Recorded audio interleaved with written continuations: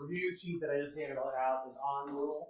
It's labeled as in class on Moodle because I handed this one out in class. There's another one that doesn't say in class. That's the second one. Okay. Both of them also have answers already posted. You have the solutions there, the problem on Moodle as well. Get both of those. And again, the exam is over 2.1 through 2.5. We'll finish 2.5 here today. And like I mentioned a second ago, we'll start 2.6 today, finish that up on Friday, but that won't be on this exam. It'll be on the next exam. Okay. All right. Any questions over anything at all before we get finish up the section 2.5 today? Yes. Oh, let's see. I should have one in here, I think.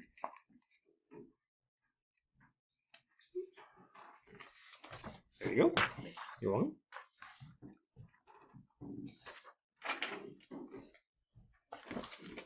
All right. Well, let's finish off this section then. So last time we started talking about linear functions. If I have a linear function, what form does it have? How can you write a linear function? Ax plus b, good. And the a, if we think about it in terms of what you learned before, the graph of this type of function is a line. The slope of that line will be, the coefficient on the x, the a value, and the y-intercept will be the b, right? So basically, when you're asked to find a linear function, it's the same kind of questions you've been asked before about finding equations of line, right? You need to figure out the slope and figure out the y-intercept. All right. So let's look at the next question that we have on here. The first part says, make that a little bit bigger. The first part says, express the equation as a linear function. Again, that means what for us? Solve for y, right? That's what that means, is solve for y. Exactly right. So to solve for y here, we just need to gather all the y's on one side and move the other stuff to the other side.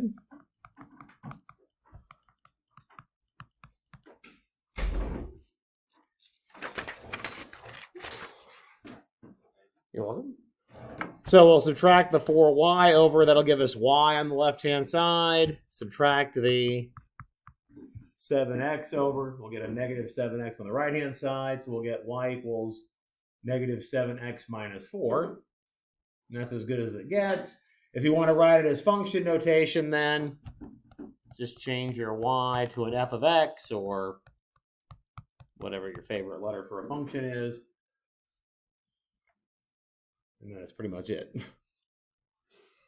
So if they already give you an equation involving x and y and ask you to express it as a linear function, it just means solve for y.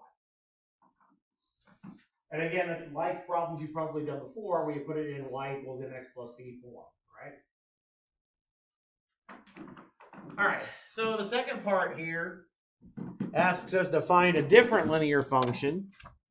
Tells you a point that the graph of the function is supposed to pass through, and we're also told that it's perpendicular to the given line. Again, I mentioned this last time. I think it's easiest to start with trying to put it into what we refer to as point slope form of a line, and then convert that like we did in part A. Okay, so again, remember this is point slope form. To use point slope form, you need a point and a slope. Okay. Very clever name they gave it. Okay. The one they gave you for certain is what? The point, right? So we know we've got y minus a negative 3 equals whatever the slope is times x minus 3. They gave us the point 3, negative 3. So we'll put in the 3 for the x1 and the negative 3 for the y1.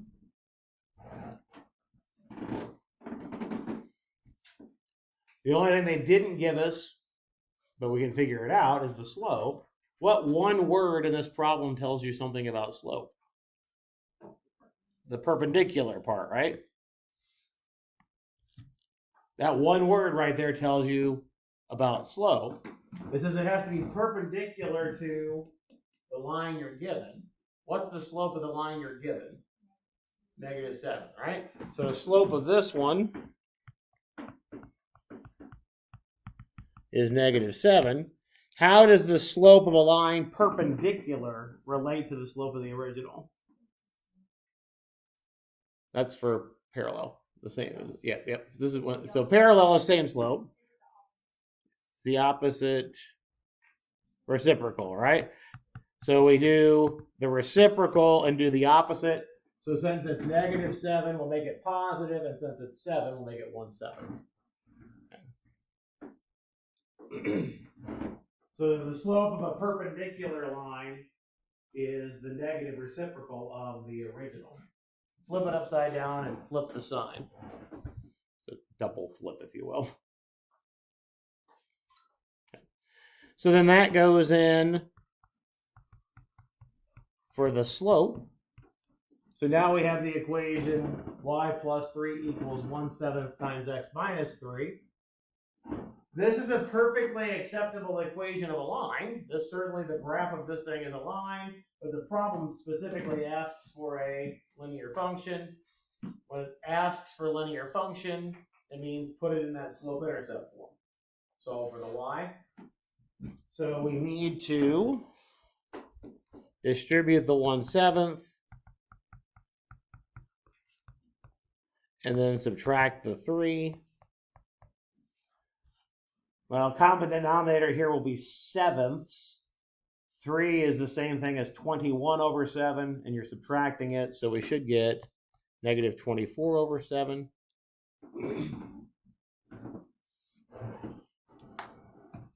If you need to use your calculator to do the fraction calculations, that's perfectly fine. It's exactly what calculators are for.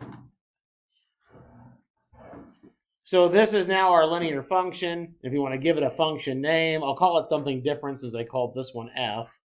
I'll say g of x is equal to 1/7 x minus 24/7.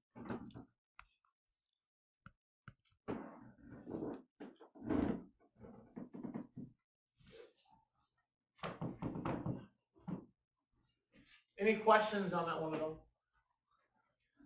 Again, if you're asked to find a linear function, the two things you need to know are slope and point.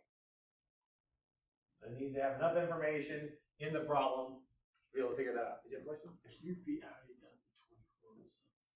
So I subtracted 3 over to the other side. 3 is the same thing as 21/7. So I get -3 minus the 21 gives me the -24. Yeah. And again, if you need to use a calculator for that, that's perfectly fine. That's okay? All right. Let's see if we can do a couple of application problems with this. Make sure that we're all on the same page. Got someone having a birthday party. The zoo charges a fixed fee plus a fee per person.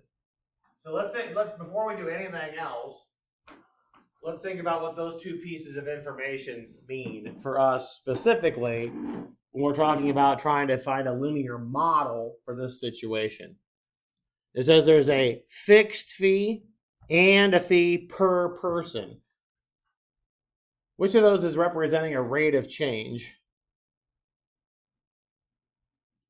Fee per person, right? The more people, the higher the fee, right? That's a rate of change. So for a linear function, if you're talking about a rate of change, the rate of change is the same thing as the what for the linear function for the line? The slope, right? So whatever that fee per person is, that's going to be your slope. Okay? So this is your slope. That's your rate of change, right?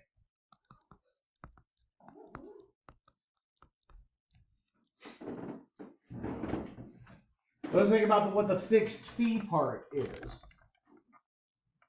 Fixed fee. Doesn't matter if 0 people show up or 2 billion people show up, you pay the same amount for that fee. In particular, if no people show up, you still have to pay that fee. So for as far as the line goes, what does that represent?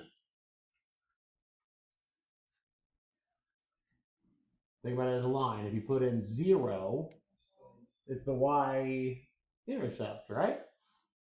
That's the y-intercept part, right? If you put in 0 for x, you get out the fixed fee for y, okay? So that fixed fee is talking about your y-intercept.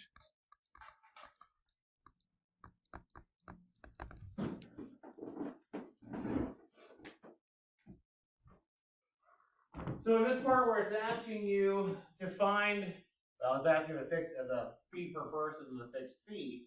Really what we're going to do is we're going to figure out what the function is and be able to pick out those two pieces. Okay.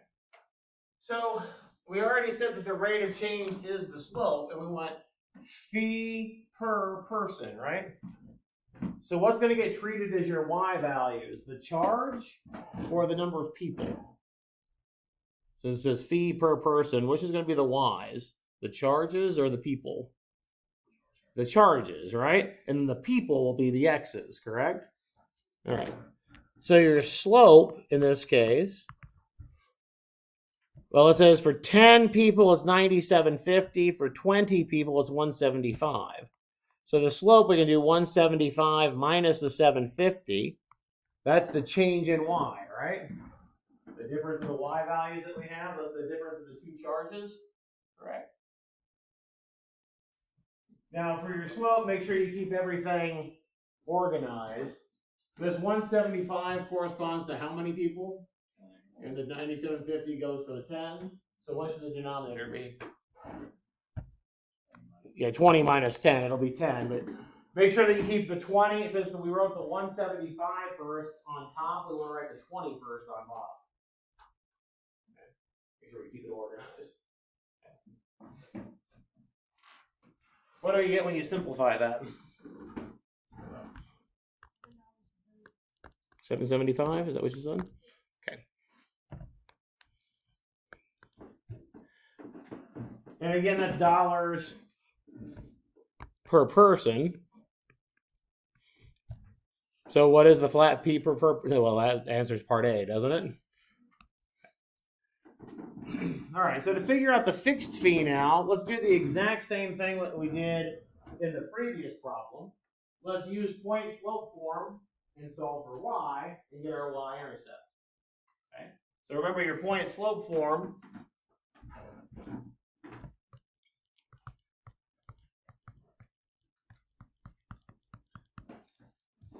Is that y minus y1 equals m times x minus x1. What do we plug in for m in this case? 775, good. Now, maybe erase that y1. We'll plug something in that for that in a second. So the 775 is your slope. I figured that out in the first part. So let's plug that into the slope. For your x1, y1, that's just some point, right? Doesn't matter what point you use. You just need to use a point. So what can I use for x1, y1? Tell me a pair that we could use. Okay. Say that again. I heard a couple of different answers. Sorry. Okay, I could use the 20 for the x and the 175 will work. Where'd you get those numbers from? Yeah. So the charge for 20 people is 175, all right? Agreed? Okay. What other pair could you have used instead of 20 and 175? 10 and 9750, right? If you use those two numbers, you'll get the same answer at the end. Okay? Doesn't matter which one you use. You have to use one of them. But you can check to make sure you get the same answer. Now we just want to solve this for y. What do you get when you distribute the 775 through? You get 775x minus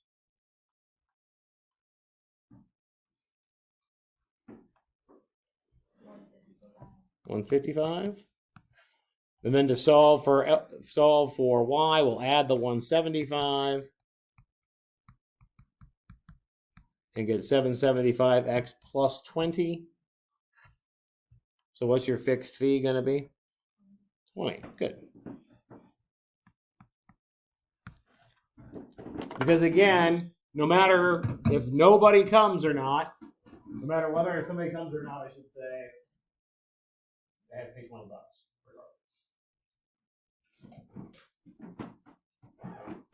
regardless. Any questions on how we got those two parts?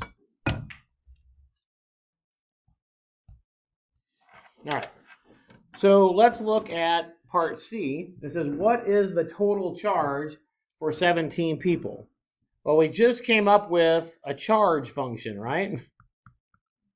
So let me write it in function notation, just to emphasize the fact that we've got a charge function, right? A cost function. What does X represent? Yeah, the X represents people, right? And then the C of X represents cost. That's why I use C, right? So if you want to know the total charge for 17 people, what do you need to do? Yeah, put in 17 for X. Good. So I need to calculate C of 17.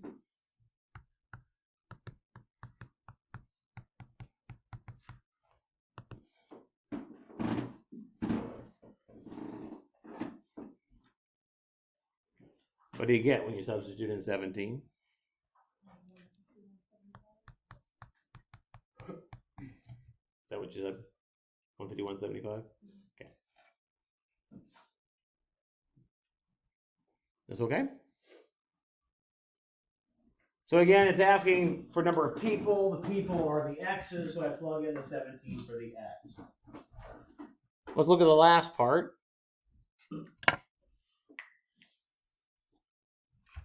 How many people can come for $500? Is that 500 an X or a Y? Is it an X or a cost? A cost, right? So what do we need to do in this one? Good. Yeah, we want to know when is the function equal to 500. That's the question that's asking, right? When do we get 500 out of the function?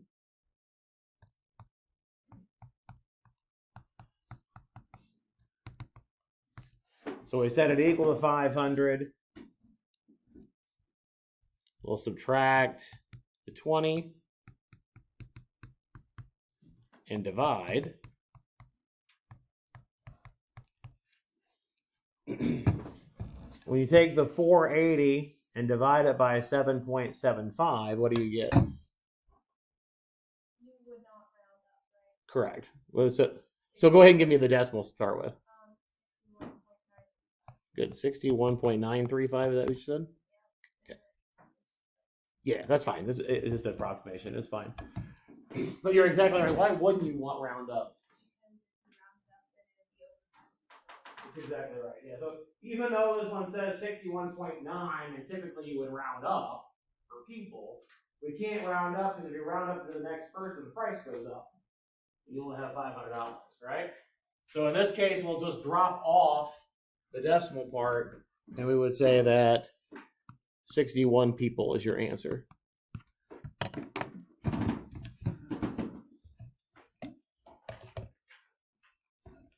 Question on that one at all? We'll work on the next one. Spend some time working on the next one. And then we'll chat about it. While you're working, I'm going to hand out the next set of notes handout.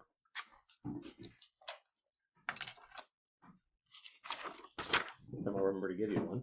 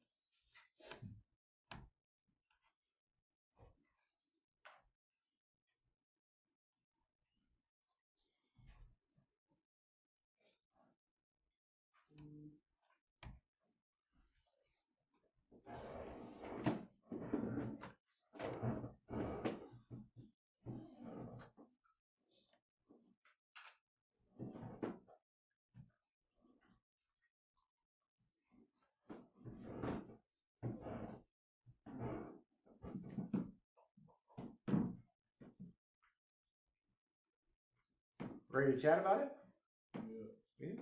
Okay. What'd you do first? Found the slope. Okay. And what did you? How did you find the slope? What did you do? What did you compute? 740 minus 461. So 740 over 461. So that's the change in the y values, right? Okay. So be a little bit careful.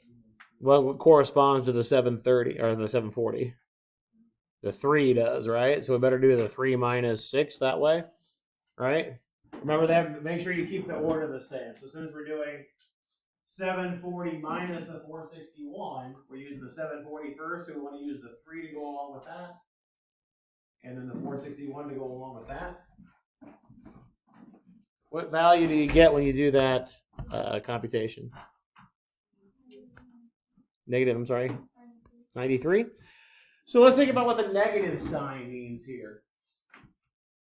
In the context of the problem, what does it mean for negative? It's getting closer to home, right?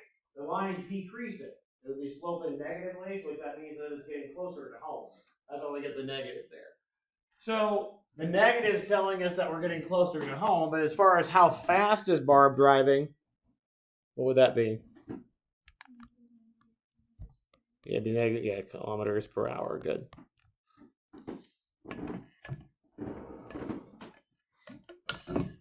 Which is what, 57, 58 miles per hour, somewhere in there.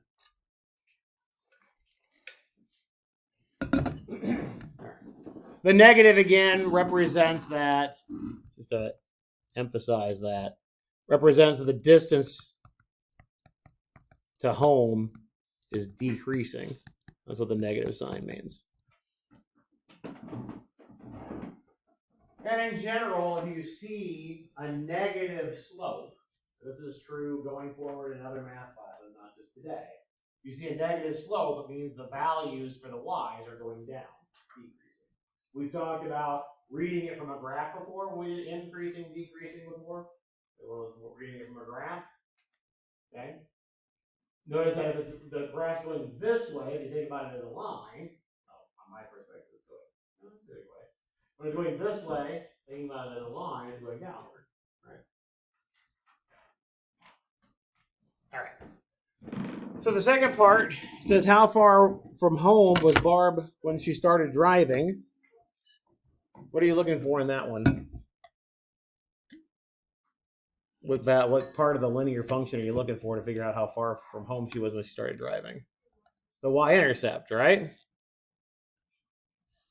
She started driving 0 hours corresponds to when she started driving, right? So we're looking for the y-intercept. So we'll use our point slope form again. What are we going to use for m? What is it? What value are we going to use for the m? Yeah, negative 93, right? And then we need to use a point. What point can we use?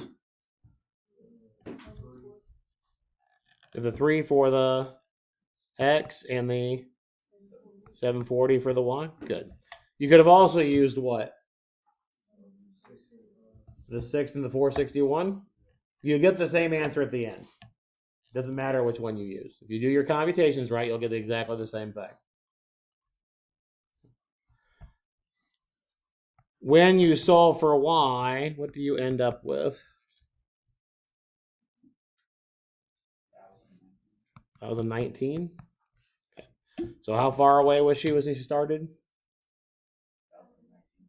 Yeah, 1019 kilometers. Good. So again, for the how far was she from home when she started, we're looking for the y-intercept. That part okay? Yes.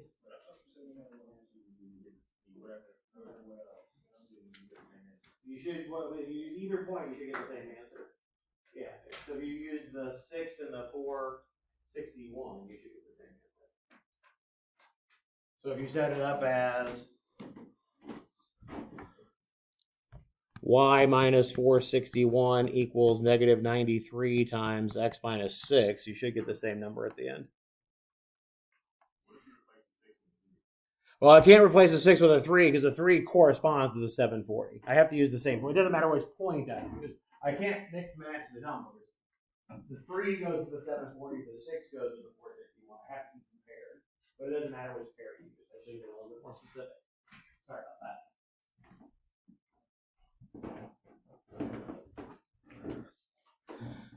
What did you do for part C?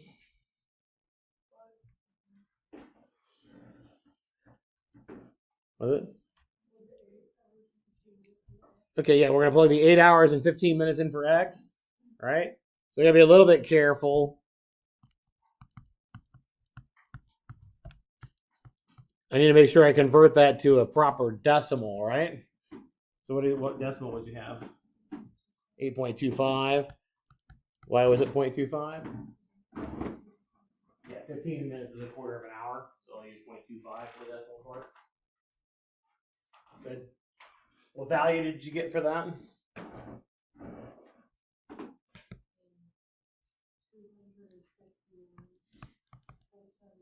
Good. And again, we're doing an output here. That's corresponding to the output. Sorry, we're finding a y value. It's corresponding to the output, so that's what we're doing in kilometers.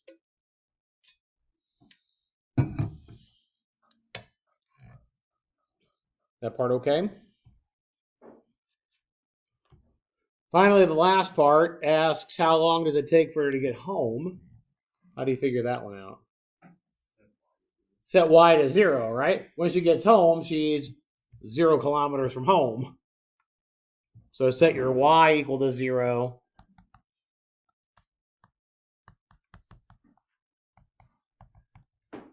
So if I subtract the 1019 and divide by 93, what do you get for that?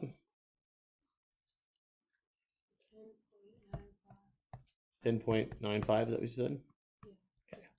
Okay, cool. I will just leave it at that. And then that would be in hours, so almost 11 hours. In this one, it's okay to leave as a decimal. It's a time value, so it's okay. What questions do you have on this one? I'll leave the other ones for practice for you. They should be very, very similar to these. Okay? I'll leave those for practice. And you've got a couple more practice problems in the review that I gave you that are also finding linear models. And there's another one on the other review sheet that I posted on Moodle as well. Okay? So you've got 2 more to practice here for linear models, and you've got 3 between the 2 review sheets. Okay? All right. So let's talk about the next section. And like I mentioned, we're going to cover this section today and Friday. But this will be on the next test. Your test will stop at what we just finished. Okay? Linear models is the last thing that was on your test for Monday. All right, so let's talk a little bit about transformations of functions.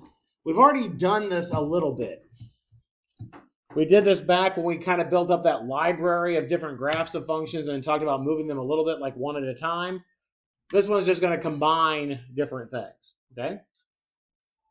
So first, let's see if we can identify where we should start. The whole point of doing this transformation of function. We're going to start with some sort of a base and then move that base graph to the graph of what we're given, okay? So looking at this function, what do you think we might use as a base graph? Just looking at what the function looks like. The x cubed, right? I've got something cubed. In particular, I've got an x there cubed, right? So our base graph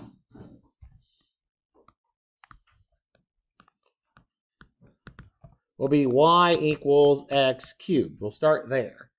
Right? So let's get that graph down first, and then we'll talk about how we're going to change it based on what we have. What does x cubed look like? It goes like that, right? S shape from lower left to upper right. Okay. So if I put this on the graph here, 1, 2, 3, 4, 5, 6, 7, 8 down here.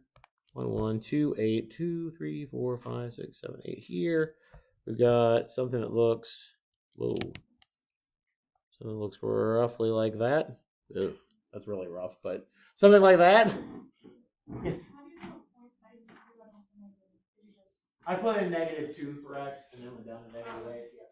I just put in a couple of values there. You can make your scale if you wanted to do wanted to do 2 of these as a 1, so it makes the scale a little bit nicer. That's okay too. But roughly, I just wanted the rough idea of what's going on here, right? Certainly, if we put in 1, we get out 1. If we put in -1, we get out -1, and we know it's got that S shape to it. That's the start, right? That's our base graph, starting there. All right. Let's go back up now to the function we're given. You should see 3 things that have been done to the x cubed function to get this new one. Arithmetic things, okay, not graphically yet, just the arithmetic thing. What 3 things have been done to this function? Got a negative out in front, that's one arithmetic thing that's been done, right? Got a negative out in front, what else? You got a -6 inside here, that's been done, right? And what else? The +3, right? So looking at this, we've got 3 different arithmetic things that have been done, right? We multiplied by a negative, we've subtracted a 6 from the x, we've added a 3 on the outside of that cube, right? So if we've done 3 different arithmetic things, there's 3 different transformations that have been done, right? So let's collect them. I think it's easier to work left to right to figure out what's been going on, okay? So first, this negative sign, we talked about what a negative does. What does a negative do to a graph? It reflects it which way, up, down, or left to right? Up, down, right? Now notice that we know the negative flips up, down. So look at this cubing. That cubing part is the function, right? That negative sign is on the outside of the cubing, right? You would cube first and then take the negative. It's on the outside of the function. Anything that's on the outside of the function affects the outputs, affects the lines, okay? So a negative reflects and then affects the output, it has to reflect it that way, vertically, right? It affects the y's. So that negative sign we reflect across the x-axis. Oops, I can spell. And just to emphasize what I mean, vertically, it's an output thing, right? It's on the outside of the function. Okay? What about the -6? Is that on the outside or the inside of the function? Is it inside the cubing or outside the cubing? Inside. Anything that's on the inside affects the input. So it affects the x's. Okay. Now, personally, I think it takes a little bit of getting used to. It does the opposite of what you think it should, right? Usually I would think about this -6 as moving it to the negative direction. And everything that the x's does on the inside, it does the opposite of what that thing does there. So we're going to shift everything. And since it's a minus, it's a shift. We're going to shift 6 units to the right.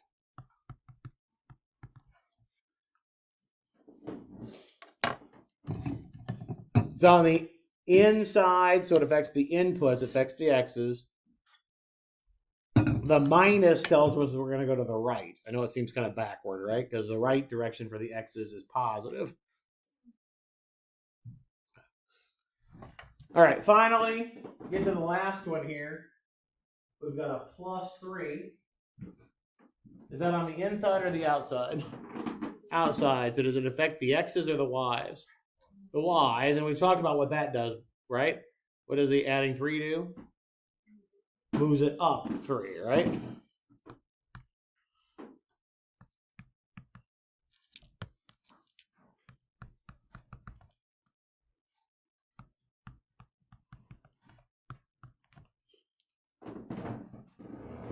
Again, I think it's easier to go from left to right and do the transformations in order that direction. I think it's a little bit easier to do it that way. So we do the reflection, then the shift, and then the shift up. Okay. So let me change the color here, help a little bit. Reflecting across the x-axis, we do that first. We'll have the graph comes like so. That would be step 1. Flipping it upside down. What was the second thing we wrote down? Shift 6 units, 6 shift, whatever the heck I'm trying to say. Shift 6 units to the right. We're going to shift the red graph 6 units to the right. Don't take the original and shift it right. We're going to do these one at a time and work, again, from left to right.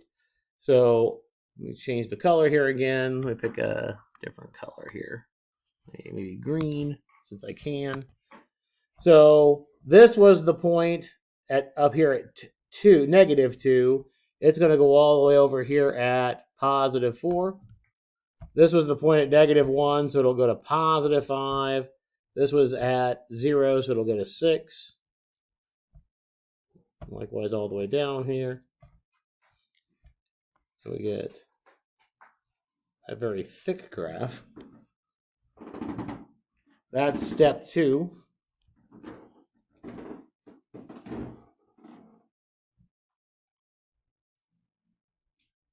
So we flipped, shifted right, and then the last thing we need to do is move it up 3. So this will go up 1, 2, 3. This will go up. Oops, I said 3. 1, 2, 3. This will go up 3. This also goes up 3, which is somewhere up here. Oh, I'm trying to draw it off the screen. That's my problem. So it goes like so. And this would be your final graph then.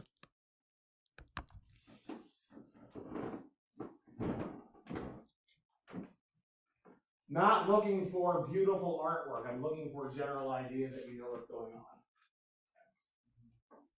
It also helps to label some of the points, which is what I've been doing, so that I know that you know where those points are going.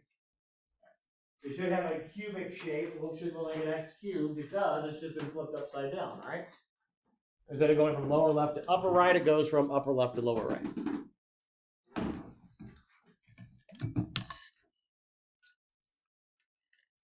Questions on that one? See if we can do the next one. Again, step 1 in any of these things. Step 1 in any of these things is identify what your base function should be. What do you think what the base graph should be in this case, looking at what you're given? Absolute value of x, right? I see that's my function, right? So our base graph, where we'll start, is going to be absolute value of x. What does that graph look like again? A V shape, right?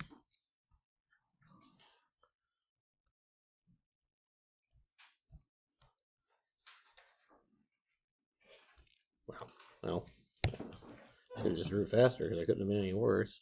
Ow. Trying to draw a straight one. I give up. V shape. Pretend like that was a V shape and not some wavy thing off to the left there. All right. So let me rewrite this a little bit so we can still do that left to right idea. Let me write this as -1/2 absolute value of x plus 3 plus a 1. Just flip-flop it a little bit. Because I really want to get used to doing this left to right idea. Okay? Go from left to right and do things one step at a time. In this case, I think we see 4 things that have been done if we go from left to right. What 4 things do you see here? I see it. I see a negative. That's 1. What else? The 1/2. That's another, right? The +3 and the +1, right?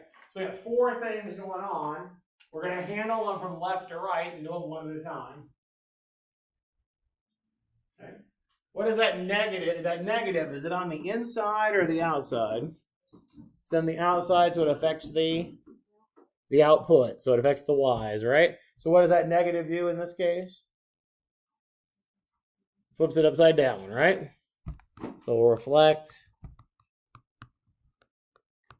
about the x-axis again.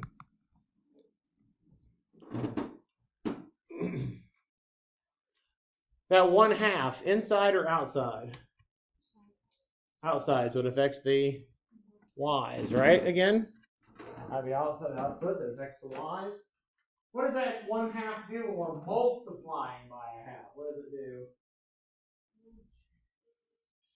Yeah, smash it. It's either a stretch or a strain, right? Which one does it do in this case?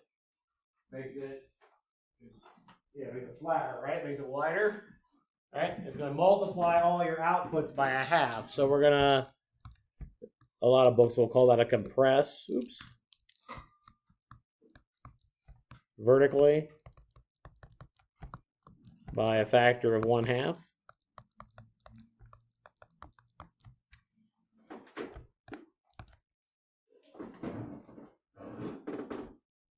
The +3 now, is that inside or outside?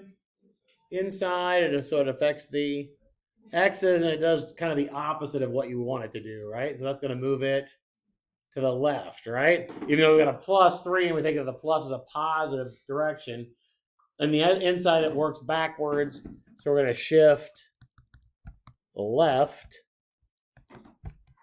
3 units. And then finally, what's the +1 do? Yeah, good. Shift up 1 unit. So when I ask you to do these problems on a quiz or on an exam, I'm going to ask you to write down the transformations and then draw the graph. Okay? So I'm not just going to say draw the graph. Do you want to see like how you did it step by step on the graph? Yeah, I do want to see it step by step. That's exactly right. Yeah, I do want to see the step by step thing. Yep. Okay. So just to do that real quick, we're going to reflect it about the x-axis. So that's going to make it go upside down. That way.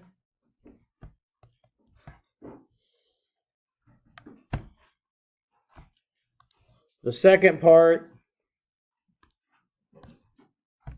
we're going to make it half as tall, right? But we're going to work off the red one. So it'll look like that.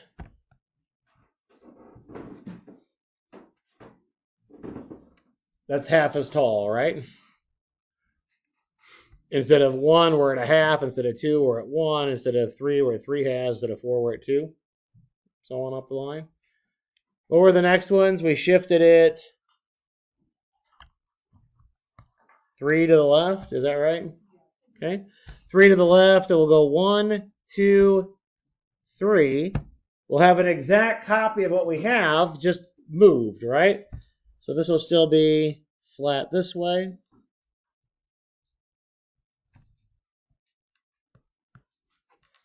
And then finally, the last one, what do we do? Shift up 1. So again, exact copy of the same graph, just moved up 1.